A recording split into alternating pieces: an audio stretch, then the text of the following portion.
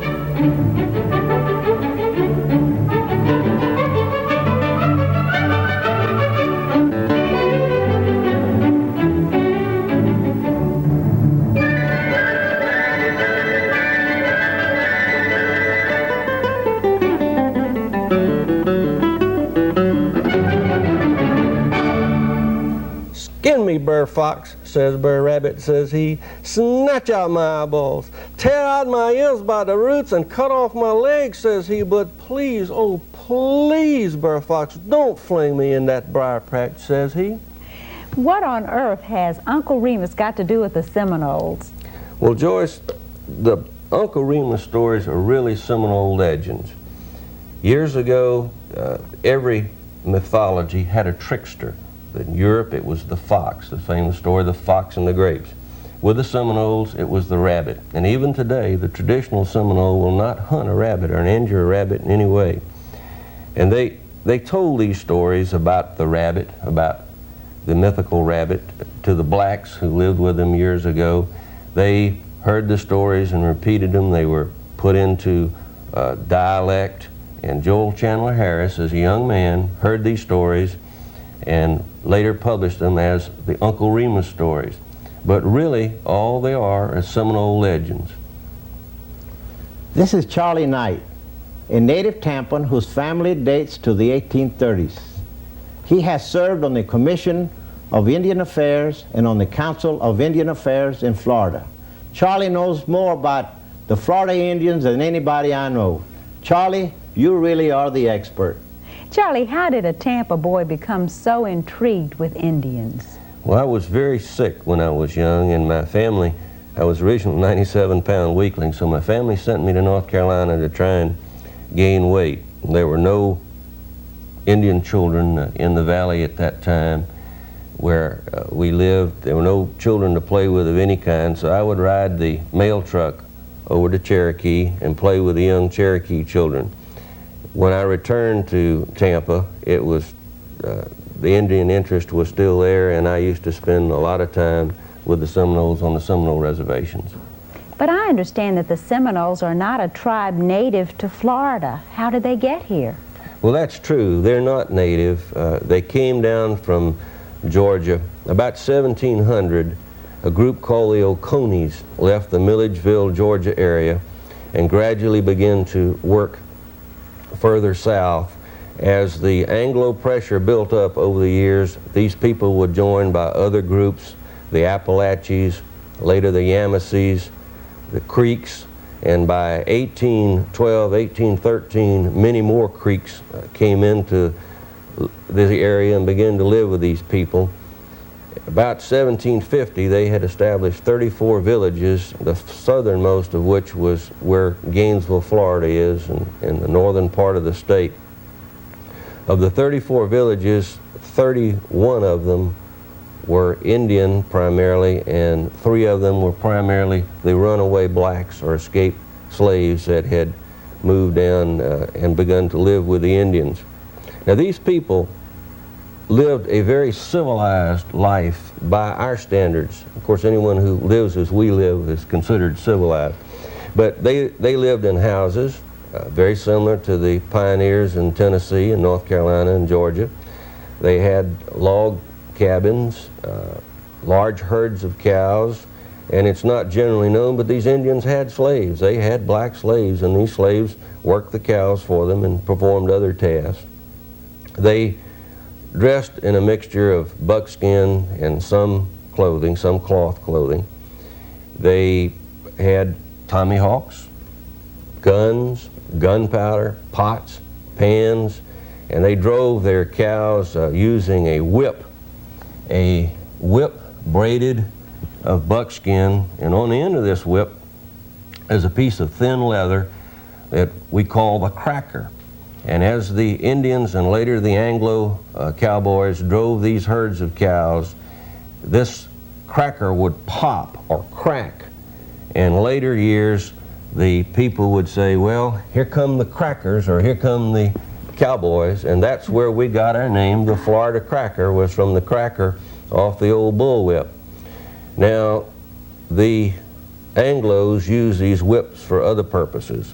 The penalty for an Indian in later years being caught out of the reservation area was 30 lashes with a whip. The Indians, however, had other means of punishment. They tried to make the punishment fit the crime. Perhaps one of the most interesting things was the penalty for murder. If a man murdered another man, one of the penalties that was frequently handed out at Green Corn Council was, all right, now you're responsible for all that man's children. You have to feed his wife, perhaps his aged mother, aged father. He had to take on all the responsibilities of the other man's family, and this became a great deterrent for crime among the Indian people. The women were, as they are today, of course, the women were the heads of the family. In the old Seminole tradition, a child was born and he took his mother's name. He was born into his mother's clan, and the father, although he had many important duties, was not the chief disciplinarian of the Seminole child, but the mother's brother would take over, and if it was counseling or discipline that was needed, the eldest brother of the mother would generally provide all of the discipline for the young Indian, and it was a very important thing. The only place that a man really had any say was in religion, and the men were in charge of religion, and the women had their place, but usually all they did at the ceremonies would dance, and they would have on these beautiful long skirts, and Joyce, on each leg, first they were turtle shell and later cans full of beads and seeds, and they would weigh one tied to each leg, and every time you would take a step in the dance, the rattle would come down and you would hear it. And today they still wear them, and you can hear that for many, many miles sometimes as they dance in the Everglades. Well, we know that they were forced out of the northern part of Florida. How did they happen to arrive in Tampa? Well, it was the old question of greed. They lived in this beautiful rolling land in the northern part of the state. It was very fertile. They were farmers. The corn was the key to their life, and we wanted their land and we wanted their slaves. So gradually we pushed them further and further south, out of the better areas of the state, into the Everglades and into the rough area east of what's now Tampa. And finally, in the Treaty of Moultrie Creek, Andrew Jackson decided that all these Indians should be confined to reservations in the central part of the state. Fort Brooke was constructed to keep the Indians from trading with the Spanish and English and getting gunpowder, and they were tightly confined in this southern part of the state. They must have really had to make adjustments and changes in their lifestyle. Yes, it's almost unbelievable. These people were farmers, they were master farmers, and suddenly they were pushed into an area where you couldn't depend on having any dry land at certain times of the year to farm. So they adopted the old Calusa way of life. They became hunters and fishermen. The cabbage palm was their staff of life. It became to the Indians what the buffalo was to the Plains Indians. The leaf was used to thatch their roofs. The posts were used to support the roof. The basket, made of the stripped fiber from the leaves or from the limbs and the leaves, was used to make their sifters for their softki, so that they could sift the corn. The roots were burned for salt. The trunk, the pith in the trunk that the Indians used for smudges to keep away the mosquitoes. Their whole life began to revolve around this cabbage palm. Now, Joyce, you call it hearts of palm, but Tony and I call it swamp cabbage. But that became one of their primary sources of food. The heart of the cabbage palm is edible, either cooked or raw, and it's very, very tasty. And their clothing changed as they began to depend on the cabbage palm and lived in the Everglades. They found that the buckskin would rot as it got wet, and it was not nearly as practical as was cloth. So they went to a buckskin moccasin and a buckskin legging, but the rest of their clothing was trade cloth that they would trade from the early pioneers and traders. And Joyce and I have on these bright colored Seminole clothes, and you'll notice they're made of many different colors. A lot of the pieces of cloth are cut up fine and sewed together. Probably what happened was the Seminole women were trying to make the cloth go as far as it would, and they would cut up little bits and pieces and sew it together, and then sew these bands into dresses and shirts. The key to the whole Seminole survival was their adaptability. These people were able to adapt, to completely change their lifestyle, and to take on the lifestyle of the Calusa Indians, and it is because of their adaptability that they're still in Florida today.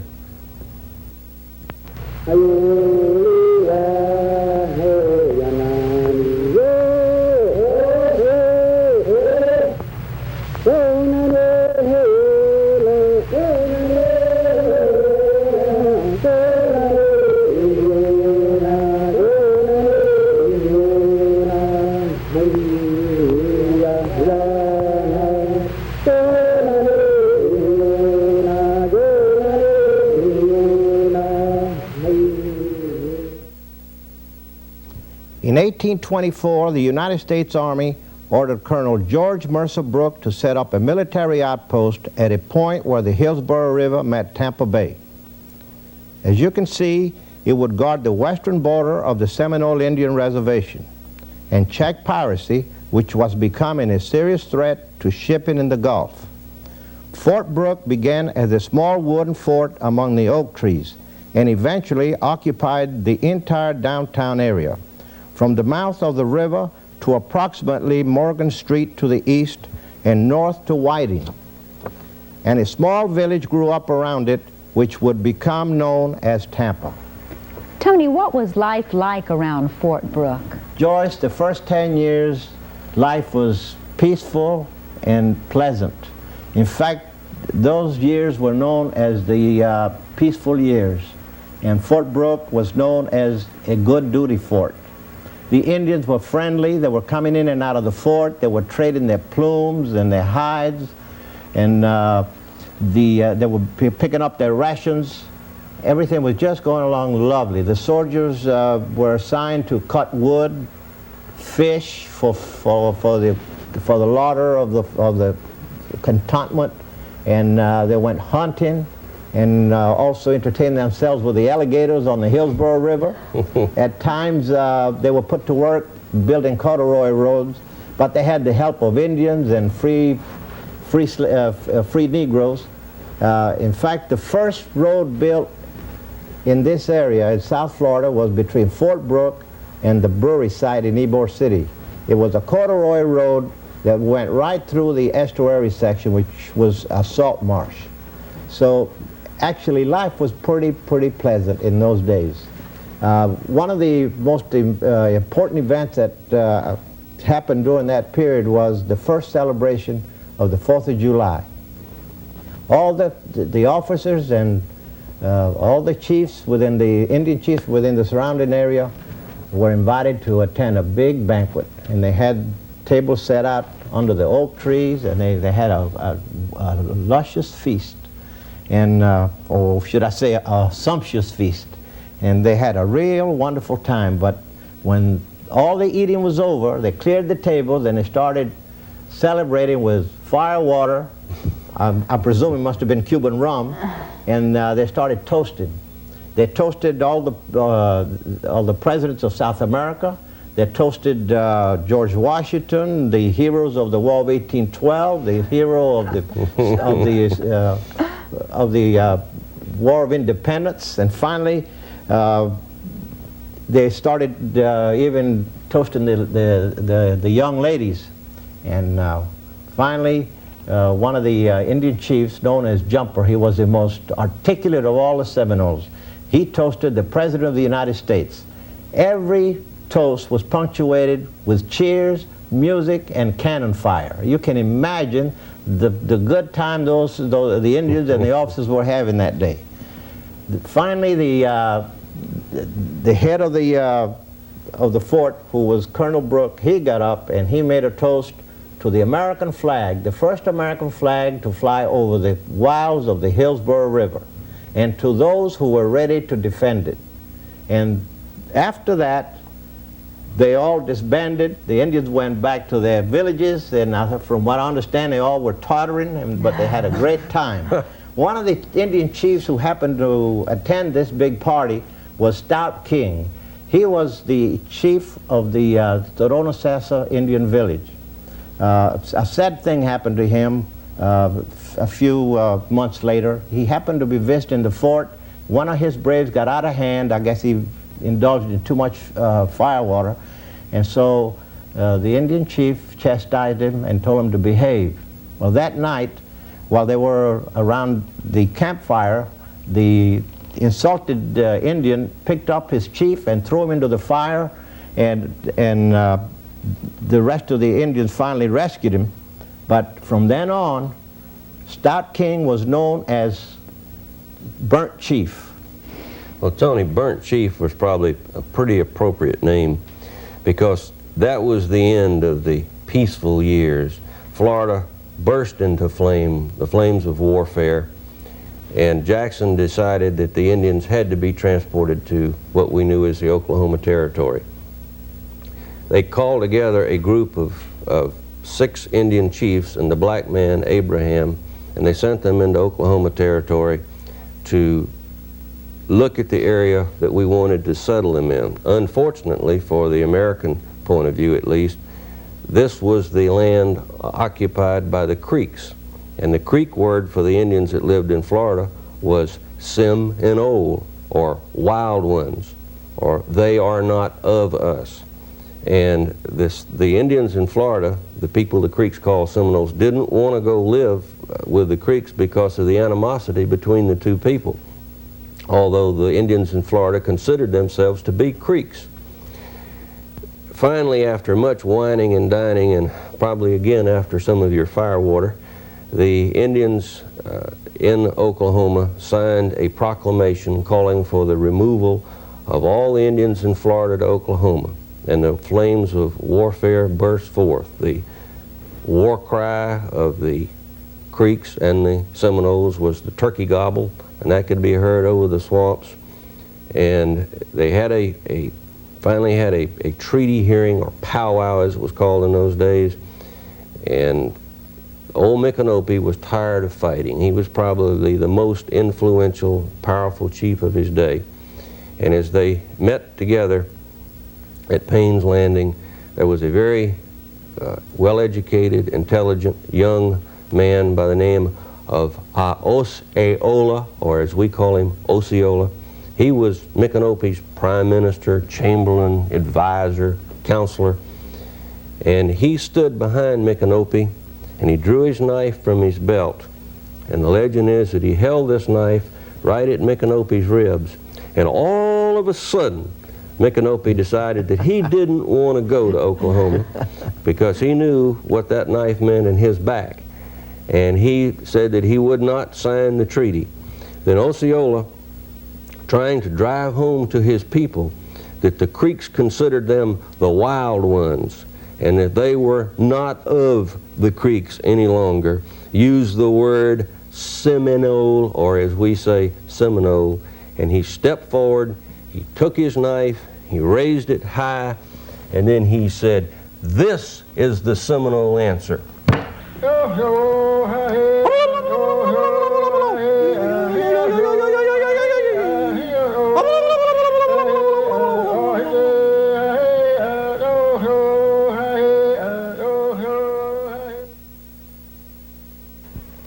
Two days before Christmas in 1835, the soldiers from Fort Brooke marched through the stockade behind their commander, Major Francis Langhorne Dade. They were on their way to relieve Fort King near Ocala. On December the 27th, the Seminoles struck without warning as the men waded through a sea of freshwater grass. 110 men had marched through the gates of Fort Brooke. Only one survived. The Seminoles were not without their share of tragedy. Most gave up the fight and agreed to leave their homes. They were rounded up and herded like cattle into open pens on Egmont Key. There they waited for ships to take them across the Gulf, where they were walked to Oklahoma. In Indian legend, the rainbow is the path the soul takes to heaven. But for these Seminoles, it was a trail of tears. Joyce, it truly was a trail of tears. These people went through untold hardship. The conditions on shipboard certainly were not good. Polly Parker is probably one of the best known of the Indian women of that time. She was a Cow Creek from, she spoke the Creek language. She was rounded up and shipped towards Oklahoma.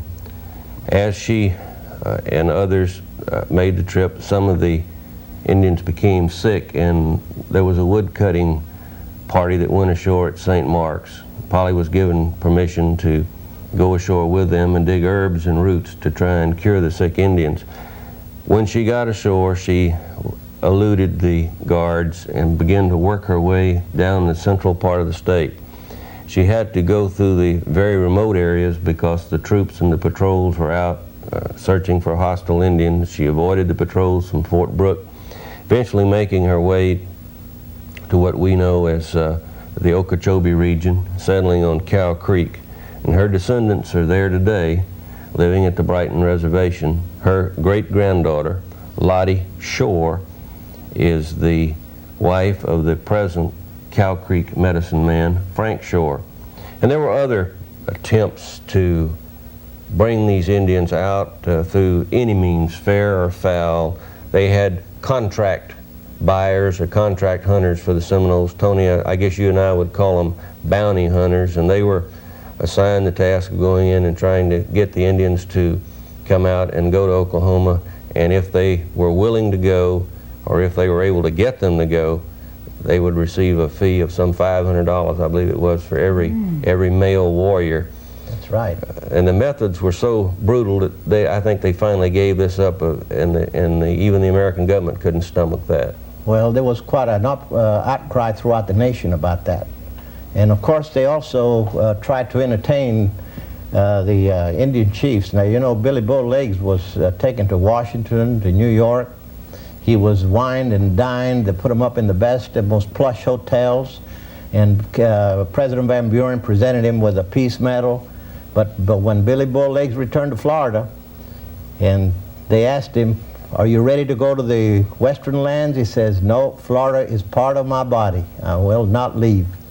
Yet, Billy Bowlegs apparently really tried to work with the Americans. He tried to keep peace between the Indians and the settlers. That's very true, Charlie. There was an incident around 1848 where 2 settlers were murdered. And Billy Bowlegs was pretty well aware that this meant real trouble for him. So he brought in the culprits. There had been 5 young braves involved. 1 escaped, and he brought in 3 in the hand of the 4th one, who was killed while he was trying to get away. And Colonel Casey, when he saw the gesture made by Billy Bowlegs, then said, "Okay, you can go back into the Everglades. We can live at peace again." Yeah, these Indians moved way south into the glades, onto the hammocks or islands, and they lived pretty peacefully till one day they bothered Billy Bowlegs' banana patch. That's true. There was a group of 5 engineers. I think they were surveying. I think it was headed by one of the officers was Hartstuff. And when Billy Bowlegs got back, he saw his bananas were all gone, and he chased them down. And I think there was a shootout, and 4 of the men were killed. And Hartstuff was injured, and he finally made his way back to Fort Brooke. And from then on, that was the beginning of the Billy Bowlegs War, or the Third Seminole War.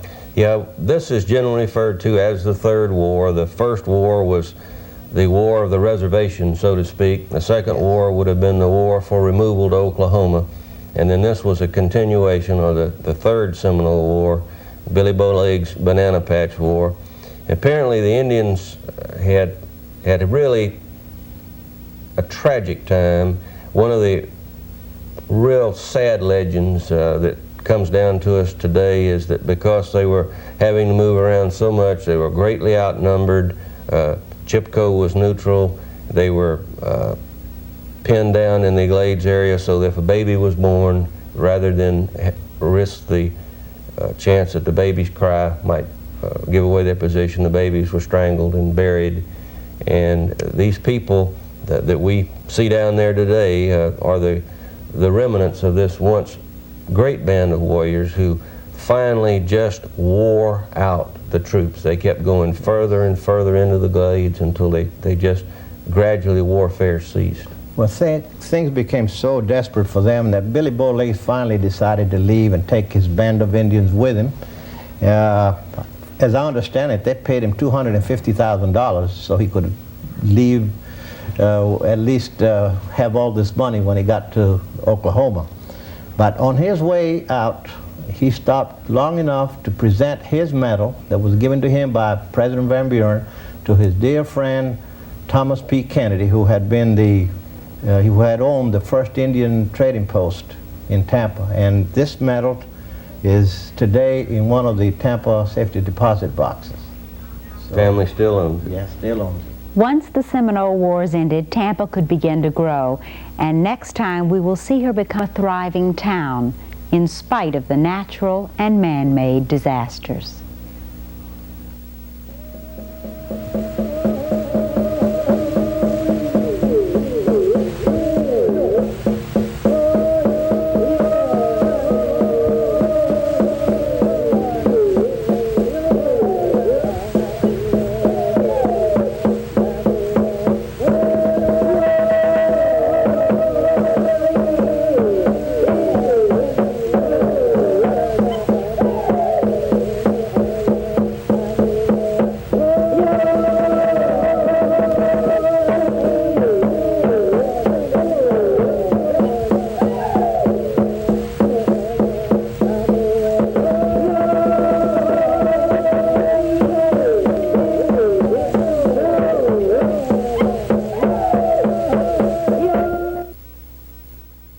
The preceding program was funded in part by grants from the Exchange Bank Corporation Incorporated, the Saunders Foundation, the David Falk Foundation, Tampa Electric Company, Port Sutton Incorporated, the Tampa Tribune and the Tampa Times, the First National Bank of Florida, Tampa Armature Works Incorporated, and Poe and Associates Incorporated.